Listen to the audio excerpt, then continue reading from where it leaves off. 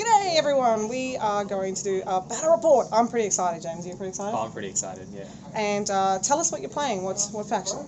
So I'm playing the Slaanesh today. I've brought out some Lurid Haze Invaders, something a bit different. I've got a completely mounted army today. So we're going to see how that goes. Super fast, yes. And I have decided to bring the Nurgle back onto the table, so I'm playing a Blightcyst. So I've added a couple of catapults, which I'll put the list up when we do the video, obviously.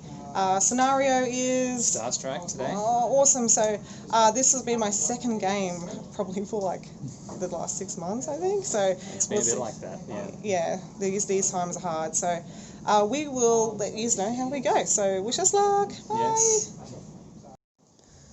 Alright, so some tactics for me this game. So I'm going to try and use the speed to my advantage as best I can. Try and just run around, try and take the good fights where I can. I really know trying to avoid that Witherstave and the Lord of Afflictions, I think it is, the dude on the horse. Anyway, he really messes up Slaanesh armies a lot, so have to avoid that guy and his aura as much as possible. So just going to try and run around the edges, I guess hope for some good drops for those objectives, and just use those speed to get on them. Can't really take most of Jemma's units in a head-on fight, so we're just going to be trying to avoid that as much as possible, using those chariots hopefully to tag the end of some of those Blightcyst units, and we'll see how we go. Okay, so my tactics for Starstrike is basically wait till second turn and then play the game. So that's some pretty hackers strategy right there. No, not really. He's got basically super fast cavalry army. I've deployed pretty much on the line because I didn't want to get stuck in my deployment zone. He's given me first turn, so that's also benefit in some way, I guess, in the fact that I could hopefully just get out so I'm not stuck there, and maybe be able to maneuver around the board to get some objectives in the second turn. I'm virtually just going to see if I can outlive him because I have a lot of high wound models in my army, so basically try and use the Harbinger's command ability and virtually try and stay alive and then do a lot of attacks back because I'm using a heavy Blightcyst list, so they get 3 attacks each, so fingers crossed, and the Blightcyst gives them a rend, so I'm hoping to cut through his Hellstriders and Seekers and hopefully some chariots, so we'll see how we go. I'm going to put some trees down as well to try and give me run and charge, so at least then I can utilise those to get around the table a little bit faster as well, so we'll see what happens, and fingers crossed it works out for me. Alright guys, cheers.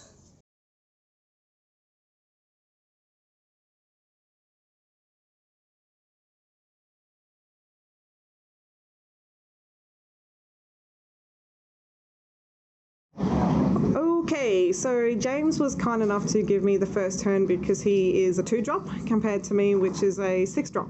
So virtually all I've done is moved up out of my deployment zone. I didn't want to get stuck there. We don't really know where any of the objectives are going to land because that happens in turn 2. So I've just sort of spread myself out across the table. I didn't get enough contagion points to bring down another tree, so I've only got 1 at the moment. The best thing that happened in my turn was Rodigus's spell went off and I rolled 5 4-ups, so that was 5 units, and I basically just went after all of his heroes. So he's got the 4 chariots and Celeste in the back.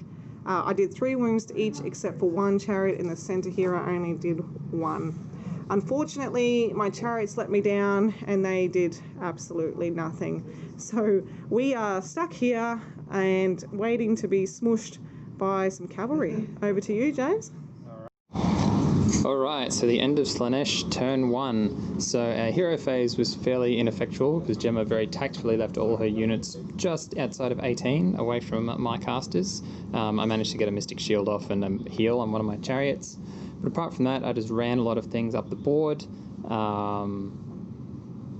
Not really much killing going on this turn. I did also get the wheels off in the hero phase, but again, at just more than 18 away, so no damage from those wheels yet. Then in the combat phase, using the 6-inch pile-in, I piled in these Seekers just to tag these putrid Blightcyst guys over here. I managed to awkwardly sort of have them positioned between 2 different units of Seekers, so their pile-in was sort of fairly ineffectual, but at least they're in combat at the moment. So not much has died, and that's the end of turn 1. So now we go into the all-important priority for turn 2. Okay, So, priority roll for turn 2. I get a 2. Jemma gets a 6. What do you want to do? Okay. So, it's going to be Nurgle turn 2. So I finally won a priority for the day and decided to take the turn, which I'm not sure was the greatest idea now thinking back on it, but we'll see what happens. What I basically did is moved up and killed just a couple of units in the center of the table there with 1 unit of Vikings over there. Then I was worried because he was sneaking down this side with the unit, and I was like, they're going to take out my poor little sorcerer over there. So I decided to do a sneaky charge over here and virtually killed all but one, which is a little bit unlucky, but that's okay. The bad thing about that is it has opened me up to be charioted in the face. So it is now James' turn, and he can potentially double turn me as well. My magic, I did get Rodigus's spell off, and he did some more wounds to Celeste in that chariot there. Plague Squall got off as well, and it was 2 units, and I got some more mortal wounds over there as well. So Celeste has taken 6, and I think that one chariot's taken 9. Yep. My poor Plague Claw catapults though, last game went just off chops. This game, 2 turns in a row, they both missed, so nothing exciting there at all. So basically, it is James's turn 2. This objective has landed over this side of the table. Right on this portal. Right on the portal. Because I managed to kill that unit of, were they Seekers? Yep. There. Took those out. I have nabbed that back, so I am currently sitting on 2 points, so we'll see what happens after this turn. Okay, so Slaanesh turn 2. What happened? So we managed to unbind the wheels, but Jemma managed to stop me from casting it again.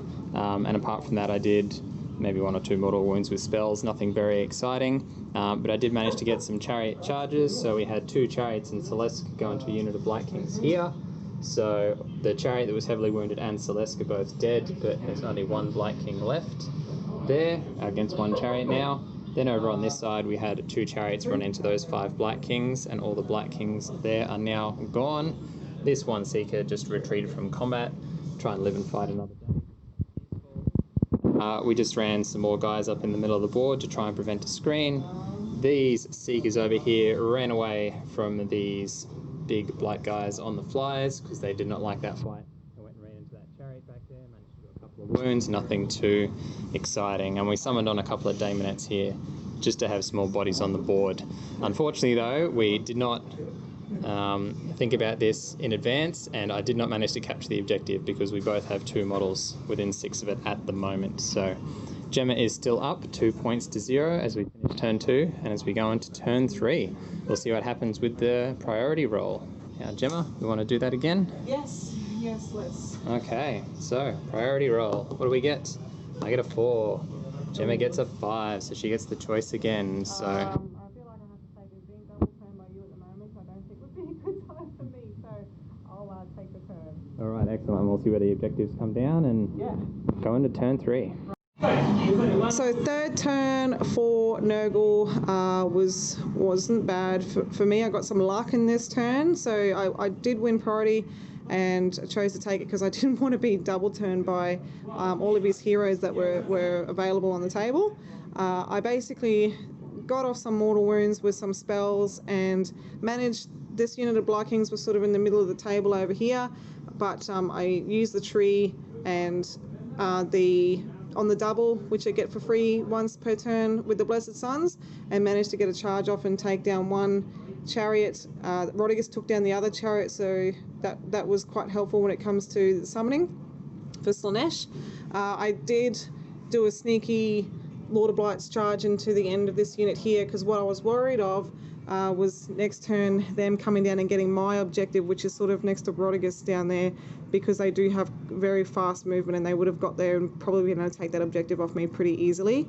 He's landed up there, so there was no way for me to get that one at this time, and I secured this one over here by charging the 2 Pascal Blight Lords into his unit of 10 Demonettes, and my unit of 5 that was in the middle came to help my 1 lonely Blight King that was left there, and we managed to take down that last chariot that was there leaving him with nothing to summon. And how many depravity points did you end up with?